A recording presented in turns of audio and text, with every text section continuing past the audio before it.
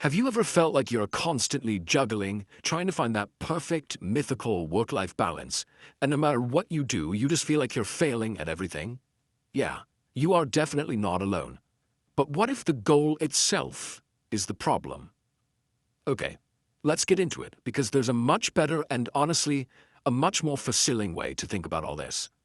So let's just ask the question straight up. Is this whole idea of perfect balance just setting us up for failure? Well, the thinking behind this explainer is a resounding yes.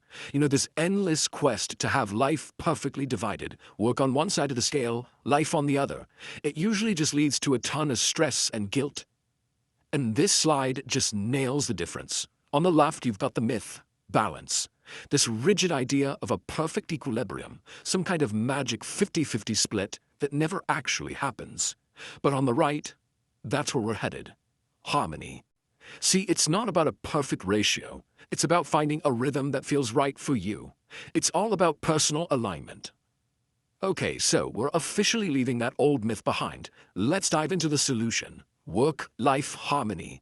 And the big idea here is simple, but it's powerful. The goal isn't some kind of fragile equilibrium. It's deep personal alignment. So what is work-life harmony, really? Here's the deal. It's about lining up your work, your ambition, and your personal life with what you actually truly value at your core. And here's the key. It's not some finish line you cross once. It's a dynamic rhythm that you create and tweak over time. It's personal, it's fluid, and best of all, it's actually achievable. Okay, so how do we actually do this? It's not as complicated as it sounds. It really just boils down to a simple but really powerful three-part framework. We're going to walk through the three pillars of harmony: your mindset, your actions, and your purpose. First up, and you gotta get this one right, is pillar one, your mindset. This is all about the internal shift. It's about changing the way you think and the standards you judge yourself by, long before you try to change anything else in your life. And this quote, it just cuts right to the chase. Guilt is a poor compass. You know that feeling, right? You feel guilty for leaving work on time when everyone else is staying late, or you feel guilty for checking an email on a Saturday. Well, that guilt is a sign you're probably navigating by someone else's map. Harmony demands that you throw that compass out and start defining success on your own terms. So the big takeaway here is all about internal validation. Look, being busy is not a badge of honor if you're not fulfilled. And your perfect rhythm might look completely bonkers to someone else. Maybe you work intensely for 4 days and take a 3-day weekend every single week. To someone stuck in a 9 to 5, that looks extreme. But if it works for you, if it energizes you, that is your harmony. The goal is to align with your standards, period. All right, so once you've got your head in the right space, it's time for pillar two, your actions. This is where the thinking becomes doing. We're talking about the tangible, deliberate choices you have to make every single day to actually build and protect your harmony. And these actions are so practical but so powerful. Learning to say no isn't you failing, it's a strategic choice you make to protect your own energy. And you don't magically find time for what matters, you have to consciously and deliberately take it. And setting boundaries, that's not selfish. It's the ultimate act of self-respect that lets you show up fully present wherever you are. And that brings us to the final pillar, the one that really ties everything together: your purpose. This is your why. It's that deep personal motivation that gives meaning to your mindset and your actions.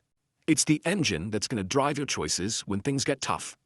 See, your purpose is what helps you write your own rules. Your core values become your playbook. Ambition is awesome, but your purpose forces you to ask the hard questions, like, is the price of this ambition, the long hours, the sacrifices, is that a price I'm actually willing to pay?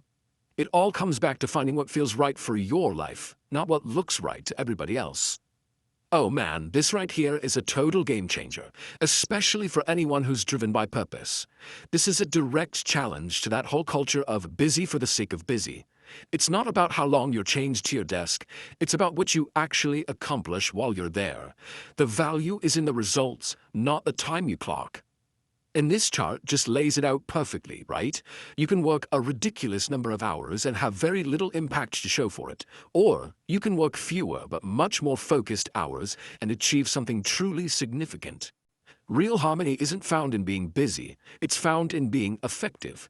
It's all about that second bar, making the time you spend truly count. So, we've torn down the old broken myth of work-life balance. We've built a new framework around the three pillars of harmony. So what now? How do we take all this and actually start living in alignment? If you take just one thing away from this, let it be this. Work-life harmony is an inside job. It is not about trying to please everyone or crafting a life that looks perfect on Instagram. It's about building a life that feels right on the inside by aligning your time and your energy with the things you truly, deeply value. So I'll leave you with a challenge. What's one no you can say this week? A no to a meeting that could have been an email, a no to a request that drains you, a no to an old habit. What's one no that will create the space for you to say a huge, resounding yes to something that really matters?